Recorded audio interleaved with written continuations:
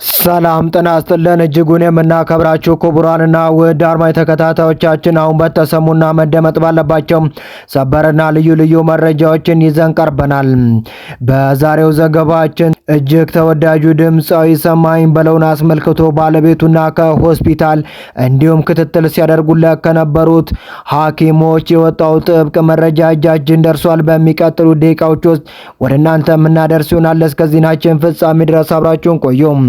እንዲሁም ለዚህ ታላቅ የዩቲዩብ ቻናል አዲስ የሆናችሁ ደግሞ ሁላችሁም ዩቲዩብ ቻናሉን ሰብስክራይብ አድርጋችሁ የደውል ምልክቷን በመጫን ኦል የምትለውን ያብሩ። እንዲሁም ይህ መረጃ ለሌሎች ተደራሽነቱ ይበልጥ እንዲሰፋ ሁላችሁም ቪዲዮውን ላይክ አድርጋችሁ እስከ ዜናችን ፍጻሜ ድረስ አብራችሁ እንድትቆዩ በአክብሮት እየጋበዝን እንዲሁም ድምፃዊና ተወዳጁን ሰማኸኝ በለውን ህልፈትን አስመልክቶ የተሰማችሁን ጥልቅ ሐዘን በኮመንት አስቀምጡልን። ወደ ዋናው መረጃው በቀጥታ ከማለፋችን በፊት የሰማኸኝ በለውን የቀድሞ ስራዎቹን በጥቂቱ እናስቀድም። ሰማኸኝ ብለው በብዙ ሰዎች አጠራር ሰሜ ባላገሩ ዛሬ በማለዳ ድንገት ድምፁ ጠፍቷል። ከዚያ ለመሞት አሸልቧል። ሙዚቃው ሳይሰለች እድሜውን ሳይጠግብ የጥበብ አምባው ላይ እንደነገሰ ብዙዎች ሰሜ እንዳሉት፣ ብዙዎች ባላገሩ እያሉ እንደዘመሩለት፣ ብዙዎች የመዳን ወሬ ሲጠባበቁ ዛሬ መርዶን ሰምተናል። ለጥበብ ቤተሰብ ልብ ሰባሪ መርዶ ነው የሰማ ነው። ለአድናቂዎቹ ለቤተሰቦቹ መጽናናትን እየተመኘ ሰሜ ባላገሩ ምን ገጠመው ምን አገኘው የሚለው መረጃን እንነግራችኋለን። ነፍስ ይማር ያላችሁ ሁላችሁም በኮመንት መልካም ምኞታችሁን አስቀምጡ። በዘር የዘር ሆርሞን አለ፣ ከሱ ውጪ ግን የራሴም ስንፍና አለ። እኔ ስንፍና በቃ የኔ ስንፍና ነው በቃ የኔ የራሴ ስንፍና። እንቅስቃሴ አካላዊ እንቅስቃሴ ለማድረግ ረፍት ማብዛትና አለመንቀሳቀስ። ሰማኸኝ ባላገሩ ወይም ሰሜ ባላገሩ ሰማኸኝ ብለው ባደሩበት ህመም ነው በሕክምና ሲረዳ ቆይቶ በዛሬው ዕለት ከዚህ ዓለም ያረፈው። በሞት የተለየው ድምፃዊ ሰማኸኝ በለው የተለያዩ ባህላዊና ሌሎች ይዘት ያላቸው ሙዚቃዎችን በመጫወት ለአድማጮቹ በማቅረብ ይታወቃል። ይህ ድምፃዊ ሰማኸኝ በለው ባለትዳርና የአራት ልጆች አባት እንደነበር ካፉ ባገኘነው መረጃ ላይ ተጠቅሷል። ሰማኸኝ በለው ልብን የሚነኩ መቼም የማይረሱ ዘፈኖችን በመስፈን ይታወቃል። በተለይም ደቦት እንስራ የተሰኘው ሙዚቃ፣ ባላገር የተሰኘ ሙዚቃው በብዙዎች ዘንድ ይታወቃል። በተለይም ባላገር የተሰኘው ሙዚቃው እንደ ቅጽሉ ጭምር ሆኖ አገልግሎታል። ሰሜ ባላገሩ ነው እያሉ ብዙዎች የሚጠሩት የሙዚቃ ስልቶችን የተለያዩ ሙዚቃ ስልቶችን ይጫወታል። የጎንደርኛ የጎጃም አካባቢ ሙዚቃዎችን በመጫወት እውቅናን ያተረፈ ድምፃዊ ነው። የባህል ሙዚቃዎችን ከዘመናዊ ጋር አዋዶ ውዝዋዜዎችንም ጭምር አክሎበት በመጫወት የሚታወቀው ድምፃዊ ነበረ።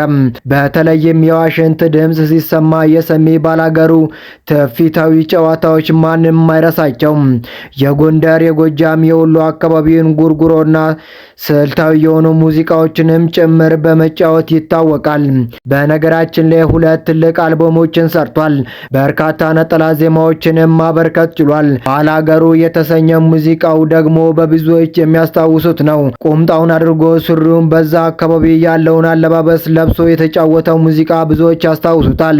አረምኑን ሰጠሽ ደግሞ ከቅርብ ጊዜ ወዲህ ተወዳጅነትን ካተረፈ የሱ ስራዎች መካከል አንዱ ትዝታ ነው። ሻልቻልኮ፣ መረኛዬ፣ ሀገሬ የተሰኙ በርካታ ስራዎችን በመስራት ይታወቃል። ሰሜ ባላገሩ ስራዎቹ በርካታ ናቸው። ማህበራዊ ተጽዕኖዎቹ የቴሌቪዥን የፊልም ስራዎቹን ይጠቅሳሉ። እነሱን እንነግራችኋለን። እናንተ ግን የቱን አስታወሳችሁ? እስቲ በኮመንት ጻፉልን። በነገራችን ላይ ሰማኸኝ ብለው በሙዚቃ ስራዎቹ ውስጥ ፍቅርንና ናፍቆትን፣ የገጠር ውበትን፣ ማህበራዊ ጊዜያቶችን አንጸባራቂ አርቲስት ነው። እንዳሁኑ ዘመን የፊልም አሰራሩ ባልዘመነበት ጊዜ ክሊፖችን የሚሰራበት ወቅት ደግሞ ቱባ የሆኑ ባህሎችን ኦሪጂናል ቦታው ድረስ ላይ በመሄድ ክሊፖች ስራዎችን በመስራት ይታወቃል። ይህ ሰው የሚታወቅበት አንዱ መገለጫ ነው። በተለይም ብዙዎቻችሁ ታስታውሱታላችሁ ብዬ አስባለሁ። የባላገር ፍቅርን ታውቃላችሁ? በኢቲቪ ሲተላለፍ የነበረው ተከታታይ መድረክ የበቃ ተወዳጅ ቲያትር ነበረ። በዛ ላይም የአንዷን ባላገር ካራክተር ወስዶ ሰሜ ባላገሩ ሲተውን የቅርብ ጊዜ ትውስታችን ነው።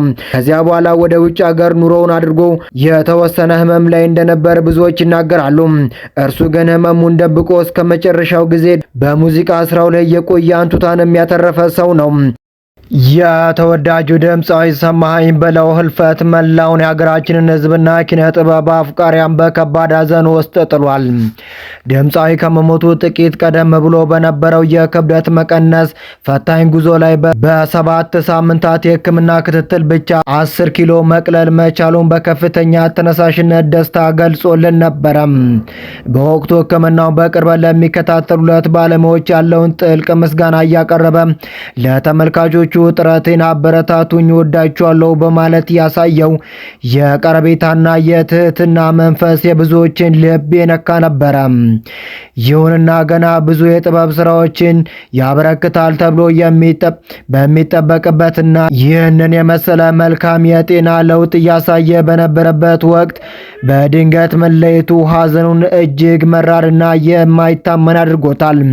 ለሀገራችንን የባህልና ዘመናዊ ሙዚቃ እድገት ያበረከተው ውብ አሻራን ያሳየ መልካም ስብዕና ሁልጊዜም በኢትዮጵያውያን ልብ ውስጥ በክብር ሲታወስ ይኖራል። በድጋሚም ለቤተሰቦቹ ለወዳጆቹና ለሙያ አጋሮቹ በሙሉ ፈጣሪ ጥንካሬውንና መጽናናቱን ይሰጥልን ዘንድ ነፍሱን በሰላም እንዲያሳርፍልን መልካም ምኞታችን ነው።